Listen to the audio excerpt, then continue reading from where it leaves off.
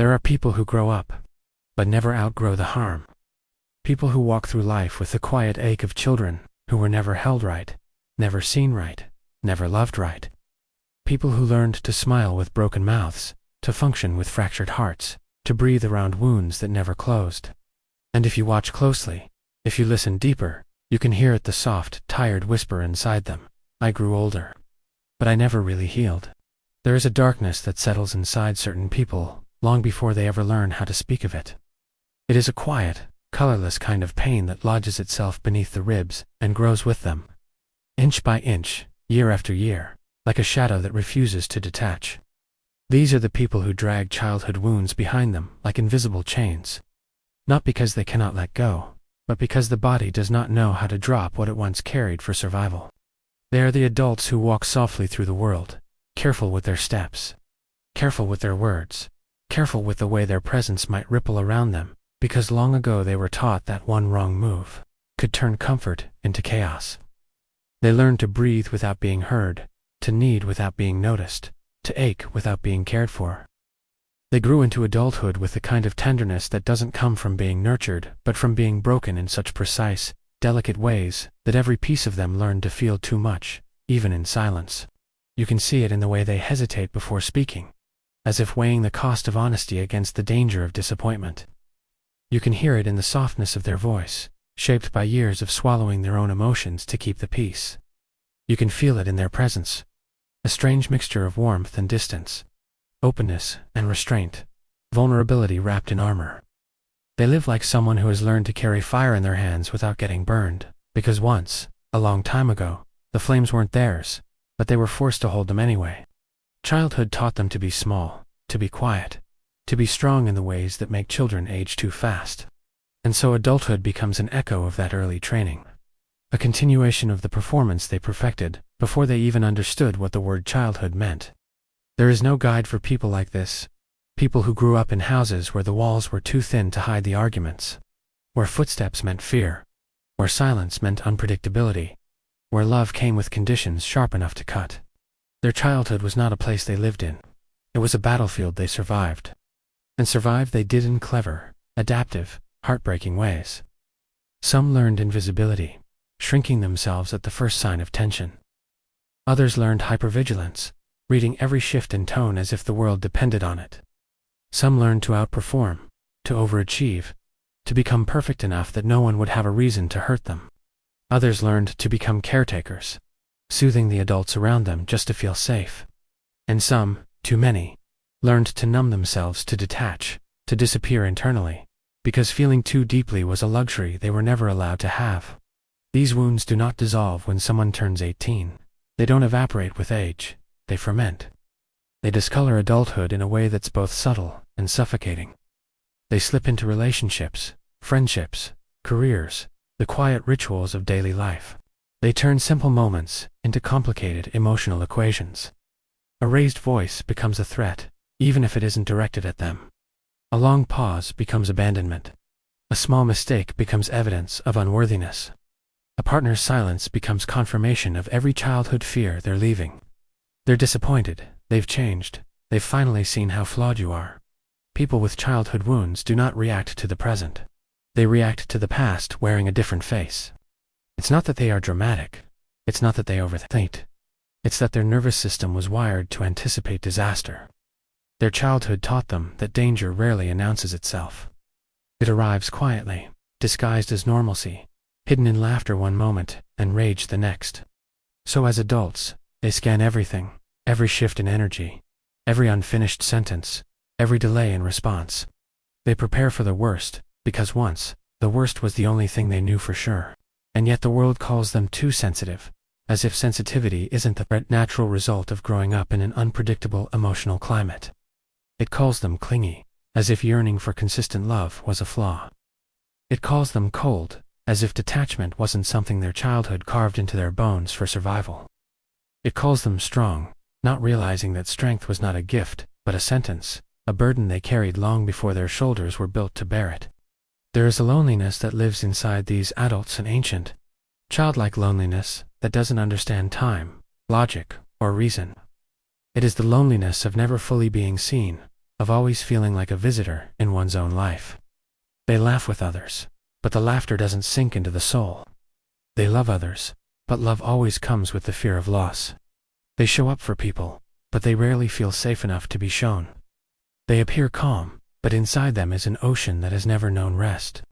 It's not that they expect people to hurt them. It's that they do not know how to expect anything else. The world looks at an adult and sees adulthood. But inside that adult is a child who learned to hold their breath whenever someone raised their voice. A child who learned that their worth depended on their usefulness. A child who learned that crying made things worse. A child who learned that love could twist into cruelty at any moment. A child who learned that safety was temporary, conditional, easily revoked. This child never left. They simply grew taller. People with childhood wounds often feel older than they are aged from the inside, as if the years of emotional responsibility in their early life wrinkled their spirit. They may be 25 with the exhaustion of someone who has lived through 50 winters. They may be 40 and still waiting for someone to say the words they needed at 6. You're safe now. It's okay to rest. But the world rarely says this. And so they remain quietly tired, quietly guarded, quietly hopeful, in a way they don't always admit. They carry a strange contradiction. They crave connection but distrust it. They want stability but brace for loss. They long to be understood but fear being known. They are the kind of people who pull away when someone gets too close. Not because they don't care, but because closeness feels like standing in front of a familiar fire that once burned them badly. There is a kind of problem that comes from childhood wounds, one that even the wounded rarely talk about. When you grow up without emotional safety, chaos becomes a twisted form of comfort. It becomes familiar, predictable in its unpredictability. So as adults, they may gravitate toward people who replicate those early dynamics, partners who give inconsistent affection, friends who disappear and return unpredictably, environments where peace constantly hangs by a thread. Not because they want the pain, but because the pain feels like home. A stable, emotionally healthy relationship can feel foreign, frightening, unreal. Too good to be true is not just a phrase, is a warning. And so they sabotage what is good before it can hurt them. They retreat from what is safe, because their childhood taught them that safety doesn't last. They mistrust kindness, because they learned that kindness often precedes the storm. Some people think childhood wounds make you broken. They do not. They make you adaptive. They make you perceptive. They make you fierce in the quietest ways. They make you carry a depth that most people will never understand. They make you haunted, yes, but also strangely wise. You become someone who sees pain in others instantly. Someone who notices what others overlook. Someone who feels the world like a bruise, sensitive but alive. It is not your fault that your childhood shaped you this way. It is not your fault that you carry ghosts. It is not your fault that your nervous system learned to survive instead of to trust. You did what you had to do. You became who you needed to be. But survival is not the same as living, and the child inside you deserves more now than simply enduring. Healing begins the moment you stop blaming yourself for reactions that were born from protection. It begins when you understand that your triggers are not weaknesses. They are memories. Your fear is not irrational. It is historical. Your sadness is not dramatic. It is the echo of unmet needs. Your patterns are not failures. They are blueprints written by experiences you never should have had. Healing is not forgiveness. Healing is not forgetting. Healing is not pretending the past didn't happen. Healing is acknowledging that the past happened and choosing not to let it dictate the future. Healing is learning what safety feels like after decades of expecting danger. Healing is letting someone hold you without waiting for the hurt. Healing is allowing yourself to feel anger for what you endured. Healing is letting yourself cry without shame.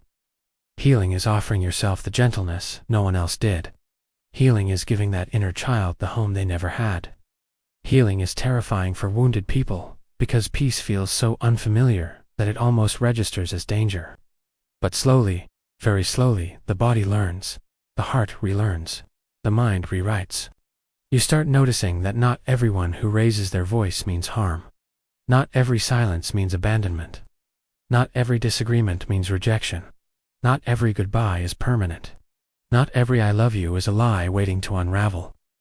Some days will still be dark. Some nights will still feel heavy. Some memories will remain sharp, but you begin to soften around the edges. You begin to breathe without fear. You begin to trust the world inch by inch. You begin to choose things that are good for you, even when they feel uncomfortable at first. You begin to understand that love does not have to hurt to be real. You begin to realize that you, with all your scars and softness, deserve the kind of life you once believed was out of reach. And maybe one day quietly, without noticing, you will stop seeing yourself as someone who carries wounds. You will see yourself as someone who carries wisdom, someone who carries resilience, someone who carries a story that did not end where it began. But even before that day comes, hear this. You are not broken. You are not unlovable. You are not too damaged.